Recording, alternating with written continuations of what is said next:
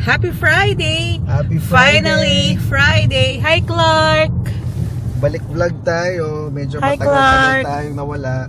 Long weekend silang tatlo kasi naka-sem break si Clark Brody sa Monday. So, parang pull ako dito. Yung ilaw sa harap. Nagre-reflect. Pasensya na kayo. Sino na ang mga nakabili ng mga Bruno Mars ticket? Uy. Tsaka BTS. Kami hindi BTS. Hindi na kaya ng budget kasi wala sila sa Vancouver eh. Ayun, mahal lang. Mamamasahe ka pa sa Toronto. Pero hindi rin ako big fan din kasi. So, Ng BTS? Oh? fan lang ako nung Hindi mo pa-isa-isa like si V, si Jungkook. Pero like as a group. Ng yung, ano ba yun? Yung McDonald's Happy Meal? Oh, kasi nga uso siya. Tsaka may McDo naman dito. It's not like siya, like concert level na gastos. So, Where are we going today? we're gonna have dinner sa Spark Kitchen and Spark. Bar. Bago. Nakapunta na ako doon, sila hindi pa. Nakapunta ka na ba doon? Sama sila Wendy, tsaka sila Melissa. How's the serving? Okay naman. Okay It's naman. good. More on burgers lang? Yeah, they have fries, pasta, beer. Pasta. Clark, how was your day? So good. How's your day, Cal? Okay. Wala kang pasok today.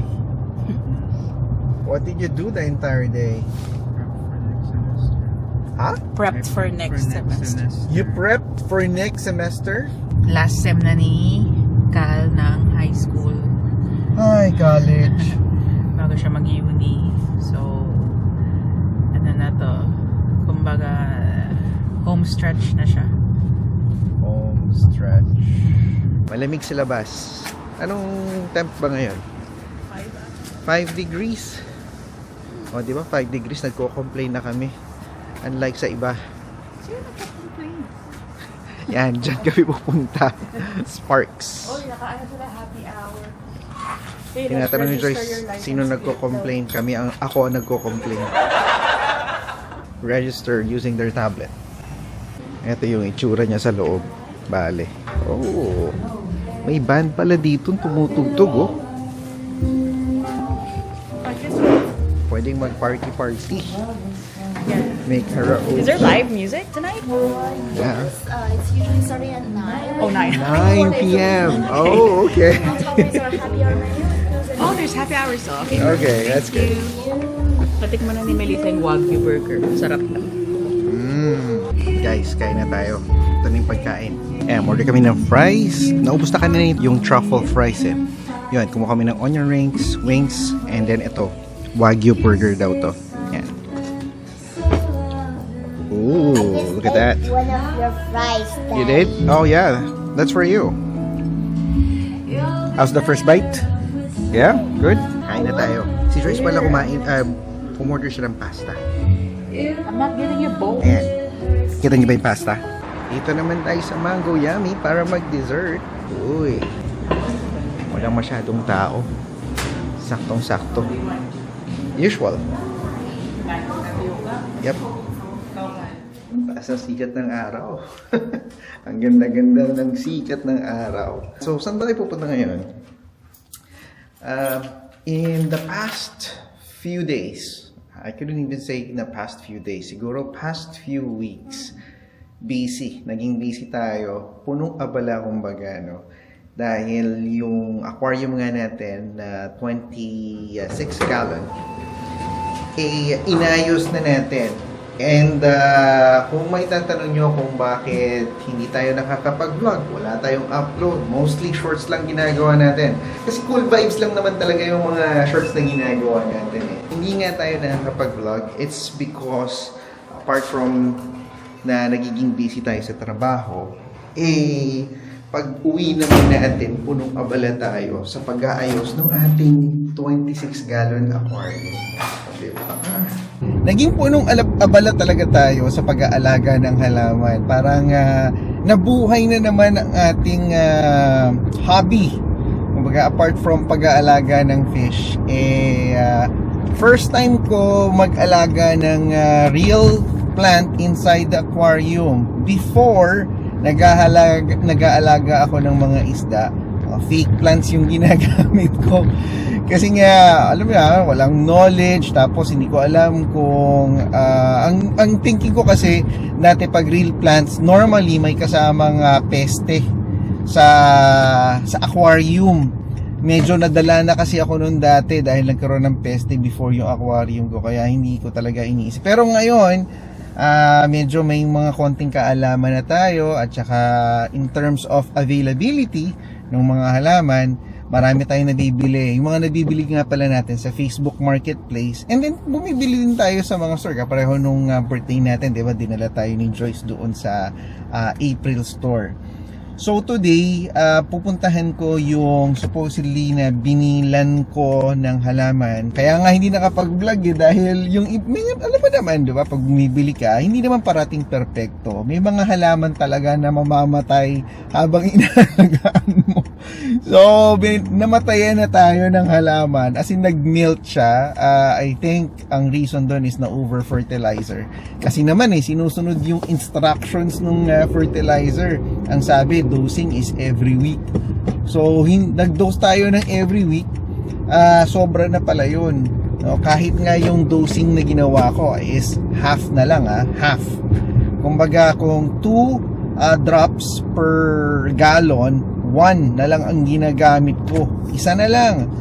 Para mas tawag dito, kumbaga hindi masobrahan. So nag-melt, in short, tapos tinanong ko yung water condition nung pinagbilan ko. Sinabi niya ganito, tapos nabanggit ko nga na nag-melt. Sabi niya, okay, kambay. And then ang sabi niya sa akin, sabi ko kasi I'll buy another set kasi nga namatay yung 70% ng binili natin.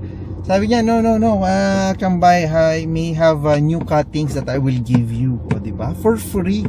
Sabi niya, okay, sige, sabi ko, I'm willing to pay. Thank you so much. So, yun ang ating pupuntahan ngayon. And pipick up nga tayo. Ang kagandahan dito, napakalapit lang. 3 minutes away. One street away from our old place. Diba? Yan. Puntahan natin. Ayaw magpabayad Yung mga ganun, sana may mga ganyan sa Pilipinas na ayaw magpabayad. Usually yung mga ganyan sa pamilya na lang nangyayari So, puntahan natin. Maganda rin yung complex na to. Dala mo natin yung phone natin. Picturean natin tapos magpasalamat tayo. Kasi hindi naman madalas nangyayari yan Maganda rin tong complex na to. Medyo tahimik. Kaya gusto namin yung area na to. Tingnan niyo yung pond nila frozen. Ayan may yellow. Ngayon nga pala is 0 degrees. Kaya ganyan yung mga tubig. Okay. Dito niyo daw ilalagay. Yun. There you go. New cuttings. Picturean natin. Pasalamat tayo. Magandang umpisa ng weekend. Uwi na tayo. And then ipaplant na natin to. Parang bata ka. Alam mo, yung ganung feeling. Alam mo lang, masaya ka dahil nakakuha ka ng libre. Tapos yung feeling na grateful ka lang talaga na may mga gantong bagay ka na na-experience. People here, I would have to say, alam mo na yun, parang this is the type of environment na hinahanap ko, wherein you're looking for environment where there is kindness. Pero maraming salamat nga pala sa patuloy na nanonood ng aming vlog. I'm just really thankful sa mga sumusuporta pa rin sa ating channel. Even though yung buhay naman namin as compared doon sa mga ibang tao dito sa Canada, it's mas less ang kulay, kumbaga. Kasi napansin ko lang, a lot of people usually, has more, more things na nangyayari sa kanilang mga buhay as compared sa amin. We are your typical immigrant na who was able to survive yung mga challenges yung mga trials ng pagiging immigrant, di ba? But mabalik ako doon, no, na, I'm just really thankful, no, that we are able to be in a situation feeling very grateful na may mga taong, alam mo yun, parang they value din yung mga interest mo, kumbaga, parang hindi namatay or hindi nag-survive yung binigay ko sa'yo. Here. If you have something, parang that feeling of that you're on the end of receiving, na-feel mo yung parang pagiging grateful mo lang talaga sa mga ganong klaseng sitwasyon. Especially na yung mga gumagawa sa yung tao nun is yung mga taong who understands yung iyong sitwasyon at yung mga pinagdadaanan mo essentially. Hanggang ngayon nga pala wala pang snow dito sa Vancouver. Hindi ko alam kung we're blessed na gano'n or minsan kasi hinahanap-hanap mo din eh. Yung makapaglaro ka ng snow kasama yung mga bata. Alam mo yung time na nadapa si Clark? Yun yung hinahanap ko, yung ganun klaseng ka-soft na snow. Pero anyway, if hindi ibibigay, hindi ibibigay. Kung ibibigay, ibibigay. So, pakita ko lang sa inyo yung pinagkakaabalahan natin. So, ito siya. Hindi pa talaga ganun kagandahan, pero it will get there soon enough. Yung parang pinaka-foliage nung top part nung ating parang ginawang tree, pinapabayaan ko munang lumago ng husto bago ko itrim para ma-shape ko siya ng maayos. Kasi gusto ko pa siyang mas lumahawak na ganun para magmukha na talaga siyang tree. So, yan ang pinagkakabahalan natin. Sa totoo lang, sa trabaho kasi, very, stressful in the past few days. Very beginning nung taon na to. Napaka-busy. And so, etong pag-alaga ng halaman, no, and I think yung mga plantitos at plantitas dyan can attest na somewhat yung makita mong nag-grow sila. Ano mo yun? Yung nakikita mong, uy, gumaganda. It relieves stress in a way. Kaya, apart from just, focusing on vlogging, importante na we look after ourselves. And I find comfort, kumbaga, no, na naghahalaman ka, no? Kahit na hindi ka pareho ng iba na talagang halaman dun sa may garden ka. Wala nga kasi tayong garden. Yung paghahalaman sa loob ng aquarium na nagmamatch doon sa pag-aalaga ng isda, nakakapagbigay ng good relief, no? Pang-stress reliever, ika nga. Apart, of course, doon sa paggawa natin ng mga shorts, no, na ginagawa natin on daily basis. But, again, thank you nga pala sa mga nanonood, no? It's our way to maybe just express ourselves using music. Everyone can relate to that. So, nandito na naman tayo sa ating rental unit. Meron na naman tayong site visit.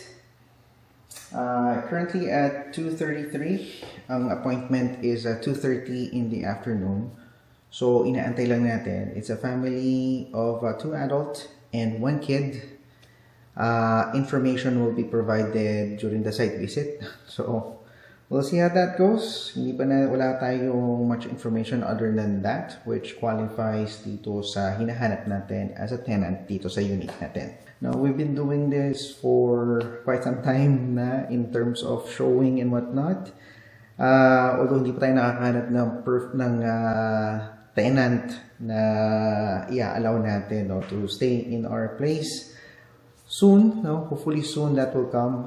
Meron pang actually isa pa na Japanese naman na may potential din. His family is Canadian. Yun nga lang, he's working in Japan.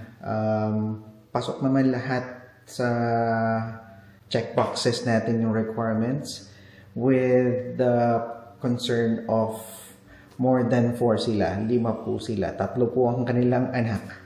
So, things talaga hindi mo makukuha yung perfect. So, mag-iisip ka na lang talaga, ano ba talaga yung okay sa'yo na pwede mo makonsider at may allow mo to rent your place. So, we'll see how this City of one turns out. mine, how I love the city of mine. It never gets me down.